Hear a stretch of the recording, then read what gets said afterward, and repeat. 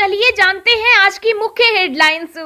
कृषि बिलों पर 10वीं बैठक, 2 किसानों की मौत के बीच आए 2 प्रस्ताव, कानून 2 साल सस्पेंड रहेंगे व एमएसपी पर बनेगी कमेटी। किसानों की ट्रैक्टर रैली पर सुप्रीम कोर्ट की खरी खरी, फिर पीछे हटी मोदी सरकार, किया ऐसा काम। लड़कियों के विवाह की आयु बदली, समिति ने सौंपी रिपोर्ट। पीछे बैठने वालों के लिए भी सीट बेल्ट अनिवार्य, स्कूटर बाइक के लिए भी बदल गए नियम। इलाहाबाद हाई कोर्ट का महत्वपूर्ण फैसला, शादीशुदा होकर लिव इन में रहना अपराध।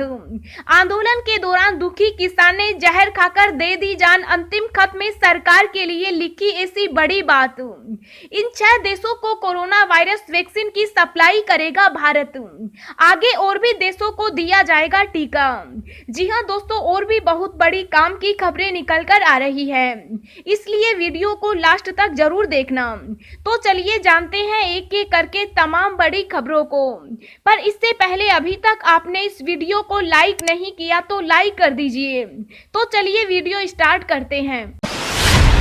फिर नहीं बनी बात, सरकार और किसान संगठनों के बीच 10वें दौर की बातचीत भी बेनतीजा खत्म। जी हां, नए कृषि कानूनों के खिलाफ किसानों का प्रदर्शन लगातार जारी है।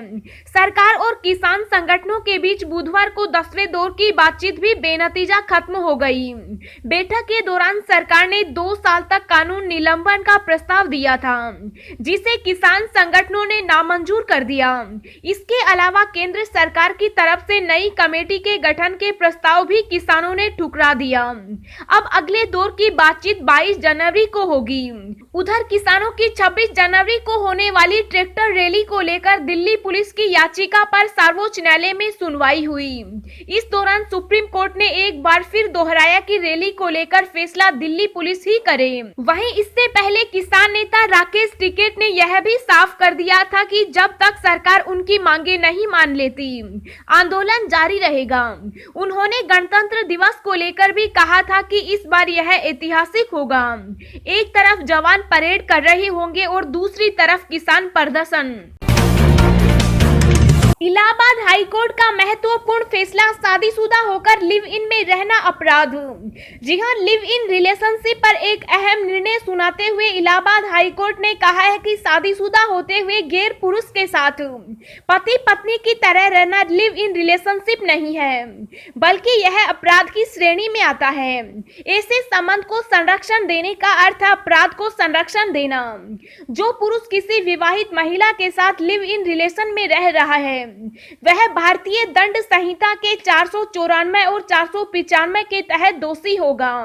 इसी प्रकार से धर्म परिवर्तन करके शादीशुदा के साथ रहना भी अपराध है। किसी अपराधी को संरक्षण देने का आदेश दिया गया तो यह अपराध को संरक्षण देना होगा। किसानों की ट्रैक्टर रैली पर सुप्रीम कोर्ट की खरी खरी, फिर पीछे हटी मोदी सरकार, किया ऐसा काम।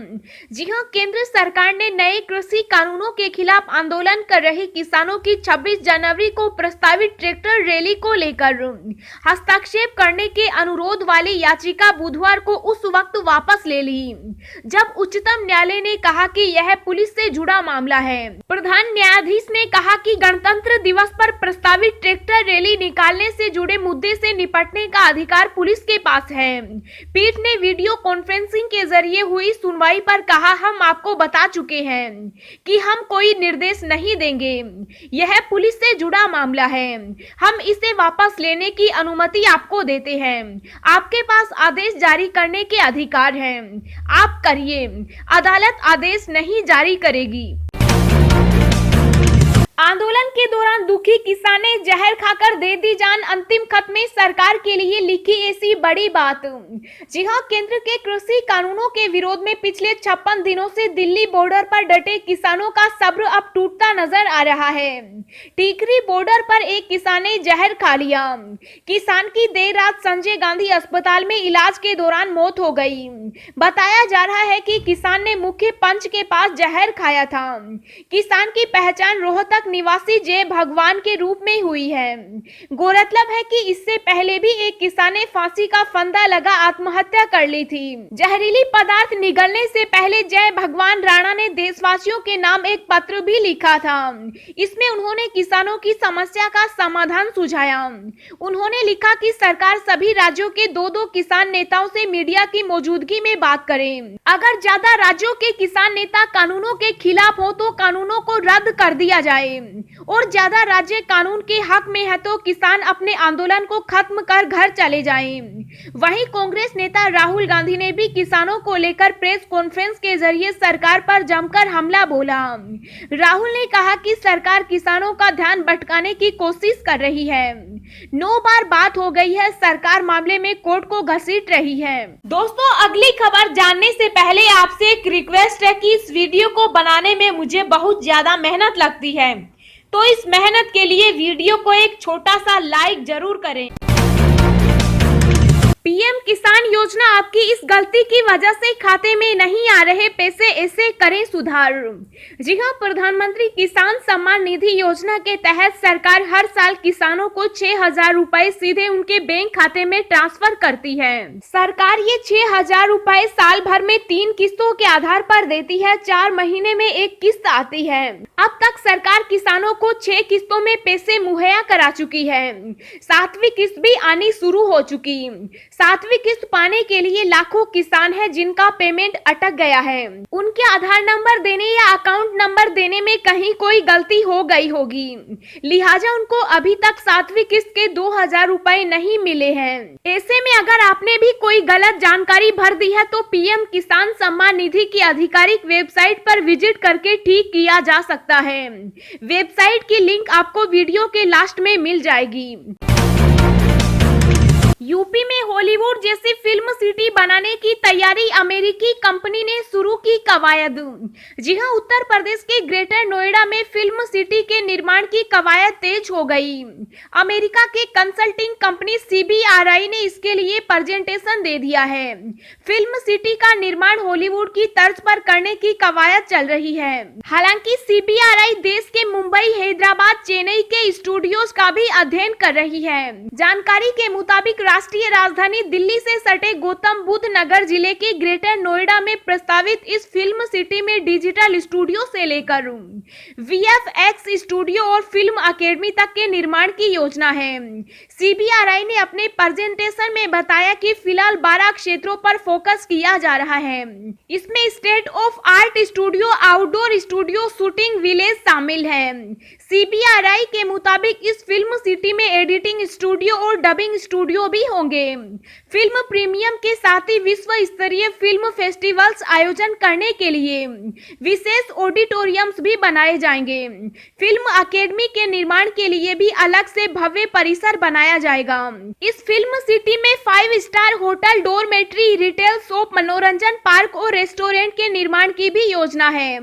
फिल्म सिटी में हर सुविधा उपलब्ध कराई जाएगी। फिल्म सिटी खूबसूरत हो, इसके लिए CBRI फिलहाल हॉलीवुड से लेकर भारत के मुंबई, हैदराबाद, चेन्नई के तमाम स्टूडियो का अध्ययन कर रही है।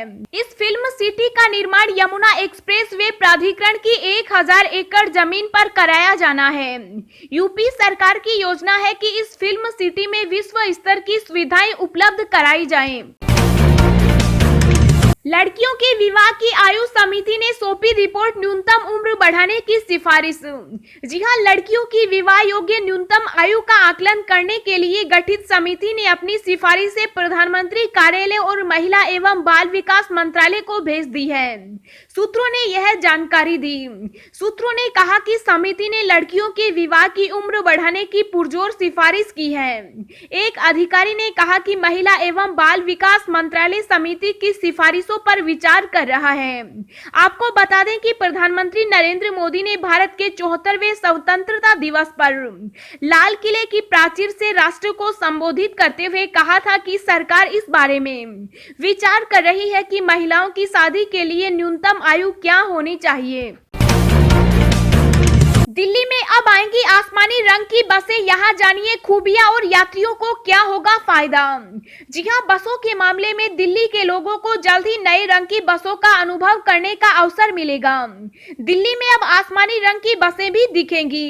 जेबीएम ऑटो कंपनी की ये बसें डीडीसी की बेड़े में आएंगी। इससे पहले पिछले साल नीले रंग की एसी बसें भी आ चुकी हैं। मुख्यमंत्री अरविंद केजरीवाल के निर्देश पर परिवहन मंत्री कैलाश गहलोत ने जिन 1000 वातानुकूलित एसी बसें खरीदने के लिए आदेश जारी किया है, उनमें ये बसें भी शामिल हैं। ये बसें अप्रैल से आनी शुरू हो जाएंगी। बता दें कि दिल्ली की सड़कों पर अभी तक लाल, हरे, नारंगी व नीले रंग की बसें चलती हैं। इन 6 देशों को कोरोना वायरस वैक्सीन की सप्लाई करेगा भारत। आगे और भी देशों को दिया जाएगा टीका।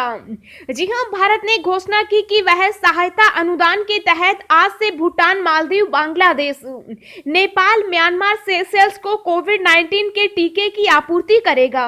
विदेश मंत्रालय ने कहा कि घरेलू जरूरतों को ध्यान में रखते हुए भारत आगामी हफ्ते महीने में चरणबद्ध तरीके से सहयोगी देशों को कोविड-19 टीकों की आपूर्ति करेगा। मंत्रालय के बयान के अनुसार भारत इस संबंध में श्रीलंका, अफगानिस्तान और मॉरिशस से टीका की आपूर्ति के लिए जरूरी नियामक मंजूरी की पुष्टि की प्रतीक्षा कर रहा है। पीछे बैठने वालों के लिए भी सीट बेल्ट अनिवार्य। स्कूटर, बाइक के लिए भी बदल गए नियम।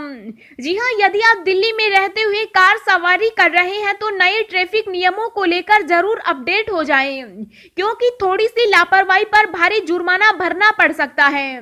दरअसल राजधानी दिल्ली में अब कार में पीछे बैठने वाली सवारी के लिए भी सीट बेल्ट लगाना अनिवार्य कर दिया गया। अभी तक सुरक्षा के लिहाज से आगे बैठने वाली सवारी के लिए ही सीट बेल्ट लगाना अनिवार्य था।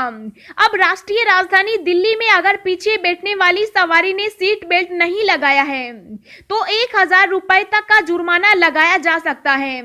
दिल्ली पुलिस अब इस नियम को सख्ती से लागू करने की तैयारी कर रही है। दिल्ली के यातायात विभाग की यह सख्ती सिर्फ कार चालकों के खिलाफ ही नहीं, दिल्ली में अब स्कूटर व बाइक सवारों पर भी सख्ती की जा रही है। अगर आपने अपनी मोटरसाइकिल और स्कूटर में रियर व्यू मिरर नहीं लगाया है तो आपका भी चालान कटेगा। 26 जनवरी को होने वाली ट्रैक्टर परेड को लेकर खाप पंचायतों का बड़ा ऐलान। जी हां, केंद्र सरकार और किसानों के बीच कृषि बिलों को लेकर विवाद बढ़ता जा रहा है। हरियाणा के जींद में बुधवार खापों ने लिया फैसला। 26 जनवरी को लेकर बड़ा फैसला किया है। खापों ने बताया कि ट्रैक्टर परेड के लिए हरियाणा के किसान 24 को ही दिल्ली कूच करेंगे। इसके साथ ही आंदोलन उग्र न हो, इसके लिए भी खापे आंदोलन की निगरानी करेंगी। बता दें कि कंडेला खाप ने दिल्ली परेड के लिए 2000 ट्रैक्टर भेजने का फैसला लिया। खाप का कहना है कि अगर सरकार ने हमें रोकने की कोशिश की तो हम ब्रिगेड तोड़कर आगे आ जाएंगे। 26 के बाद विधायकों और सांसदों पर इस्तीफे के लिए दबाव बढ़ाया जाएगा। खापों के सदस्यों ने कहा, हम शांतिपूर्वक दिल्ली के लिए कूच करेंगे, इसलिए कमेटियों का गठन किया गया है। इस महापंचायत में खापों ने ऐलान किया कि जब तक कानून वापसी नहीं होती तब तक घर वापसी नहीं होगी। हरियाणा के जींद में किसानों ने 26 जनवरी को दिल्ली में प्रस्तावित ट्रैक्टर परेड के लिए रूट प्लान तैयार कर दिया है। किसानों ने गांव और खाप सदस्यों की कमेटी का गठन किया है जो पूरे मोर्चे को कंट्रोल करेगी।